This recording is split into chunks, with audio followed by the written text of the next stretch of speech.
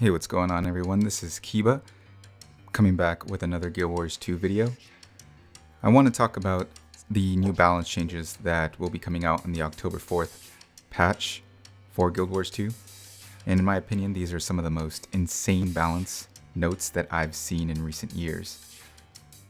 So on Friday, Roy and CMC, a couple of ArenaNet developers, were talking about some of the changes that they were putting into the game.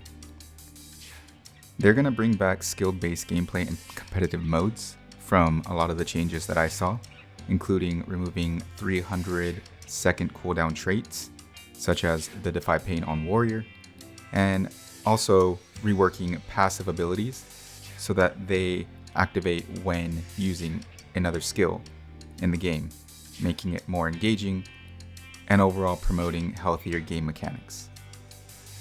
So I'm going to go over a lot of these changes, as well as explain some of my thoughts behind these. After playing 10,000 games in PvP, I'll try to touch up on World v World a little bit as well, and also explain some of the changes that I'm disappointed we didn't see happening in this patch, but I hope we see them in the future. Overall, I think this patch is a good direction forward for Guild Wars 2's competitive gaming modes. So we'll begin by talking about Elementalist and some of the nerfs that happened to Catalyst. Catalyst did get a little bit of a damage nerf, which is good for the overall health of the game. And another interesting fact about Elementalist is that Final Shielding, which is a skill that granted Arcane Shield when dropping below 50%, is not going to automatically activate whenever you hit that health threshold anymore, but after you use an elite skill. So this makes skills such as Rebound on Tempest a little bit more useful versus other skills such as Tornado, where using Arcane Shield might not necessarily be a really good skill to have activate when you are just trying to spin around and kill everybody in your path. I also personally love the changes that they made to Engineer. There weren't many. There are some that I wish we could have seen more of, such as some changes to Mechanist and the pets that they have. But overall, Support Scrapper in World vs. World is nerfed a little bit. This is to make the spec a little bit more engaging when you're playing it, versus just spamming cooldowns and buttons, basically allowing anybody who just started the game to play Scrapper in World vs. World. Hollowsmith, another fun build of mine, or profession, is getting buffed in PvP. There's also grenade buffs that are happening to the grenade toolkit. And one of the other focuses that you see being consistent with these changes to passive abilities is Reactive Lens is no longer going to grant lesser utility goggles when disabled or blinded, but instead after a healing skill. The Guardian changes are not too bad either.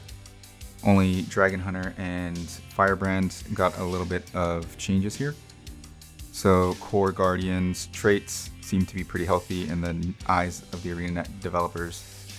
But one of the traits, which is a very useful trait for Dragon Hunter, or used to be, Hunter's Determination, which would grant you a trap and Aegis as well whenever you were disabled, is no longer going to grant that. It's going to grant Aegis instability and create Aegis fragments after using an elite skill. So all of that has to be triggered by an elite skill. Normally, you'll see Dragon Hunters using Renewed Focus, which creates an invulnerability circle around them. So that might not be a really good trait to have when trying to use Renewed Focus, getting stability, when stability really doesn't matter because you're completely invulnerable to damage.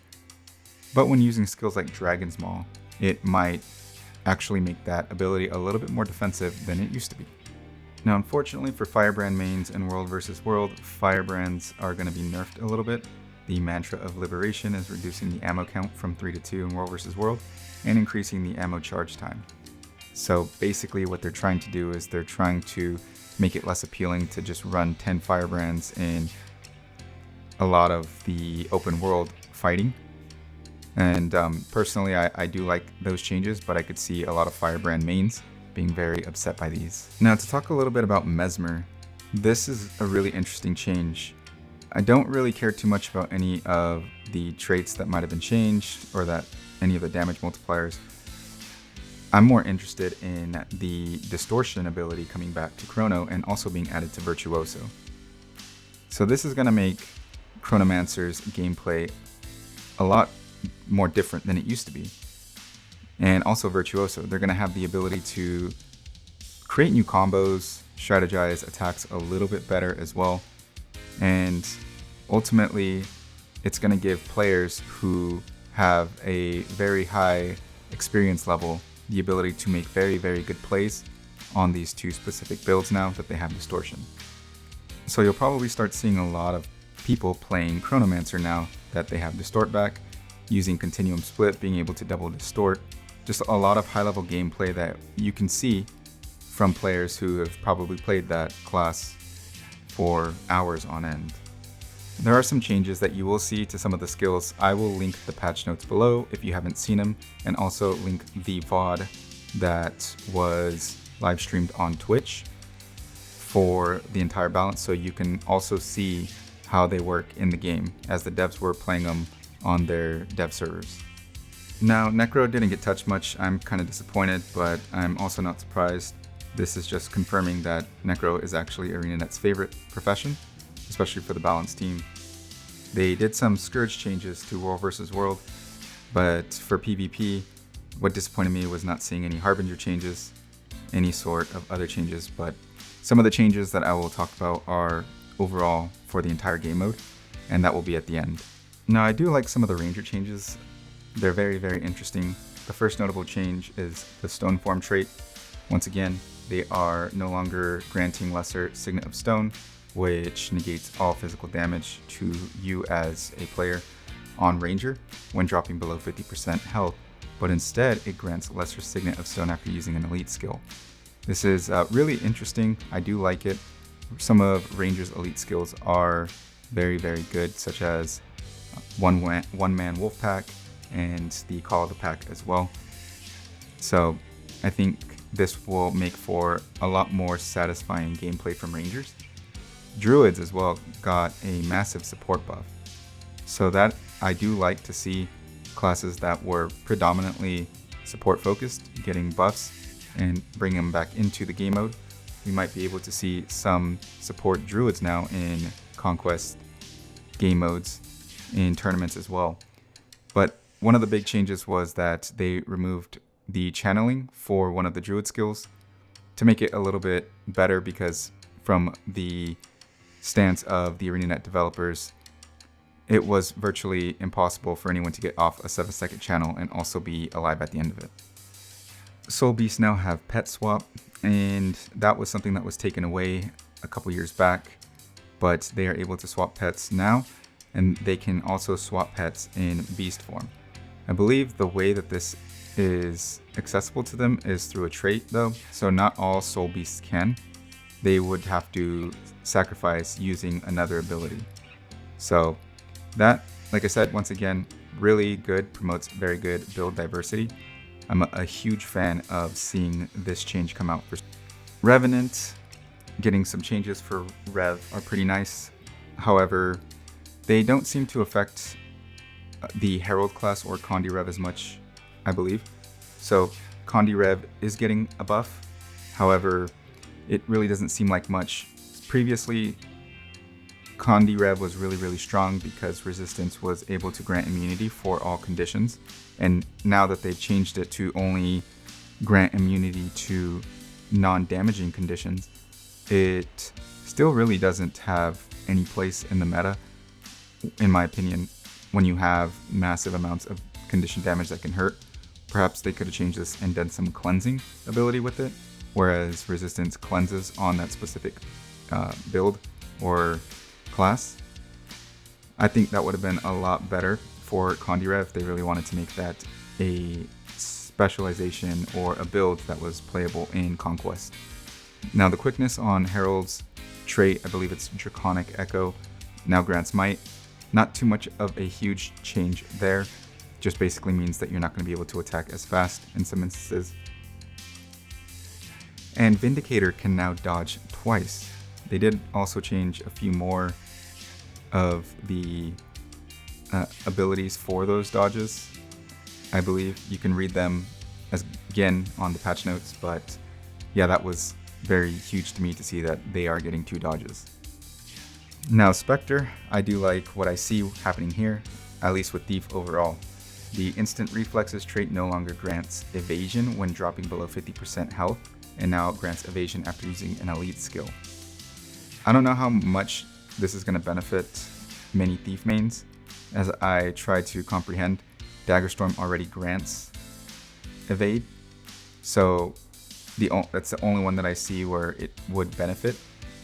The other abilities like Final Impact or Basilisk Venom, it's very hard for me to see how that's going to be able to affect the Theif in a positive way, or at least in an impactful way.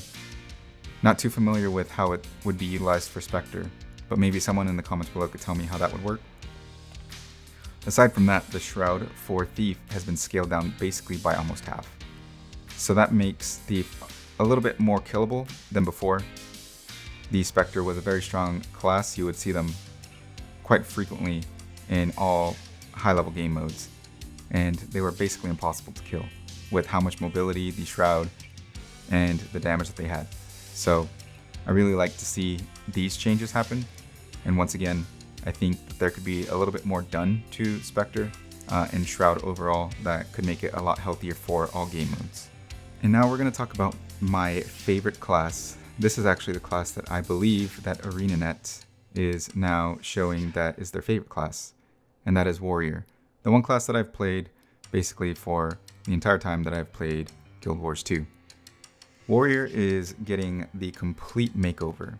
But before I get into that, if you like this video and this type of content, please like the video and subscribe to the channel. And also follow me on Twitch, where I am live every Monday, Wednesday, Friday. And also during the monthly tournaments on Saturdays, 9 p.m. Eastern to midnight Eastern, basically. But this Saturday, I will be live to cast the monthly automated tournament, and that is at 3:15 Eastern. So I hope to see y'all there. But anyways, Warrior getting a lot of changes. Defy Pain is a very, very big change that I see, where it no longer grants lesser endure pain when dropping below 50%, but now after using an elite skill. Some of the elite skills for Warrior, such as Headbutt, have an 18-second cooldown. So basically every 18 seconds you can see a Warrior using endure pain. I think this is really, really interesting. I can't wait to play Berserker and see how I can use this endure pain proc in both offensive and defensive ways. They brought back the F1 skill from Core Warrior to Berserker, whereas before they changed it to activate Berserker mode. And now Berserker is a rage skill versus whatever it was before. So that's interesting. Yeah, these are some of the changes I'll show you here on screen that Warrior is getting. Warrior did have a lot of traits that were procced at below 50% HP, and those are all being changed. Additionally, Spellbreaker is getting more damage, and Full Counter is getting buffed, which is going to make Spellbreaker a very strong class again in PvP. And Blade Sworn is getting some bug fixes and also the nerf for the elite skill there. This gives me hope that Warrior is not just going to be reliant on 1 or 2 traits, and that you'll be able to see a lot of different Warrior style gameplay in the future with multiple builds out there, and that makes me happy ultimately. But there were some things that I would have liked to see change, such as removing all instant cast CCs or stuns, like the mantra Mesmer Days mantra there. Scale down one-shot bursts as well. I would like to see a consolidation of conditions, so there's not 20 different types of conditions on you that not only affect your ability to play the game, but also damage you quite significantly even after a fight.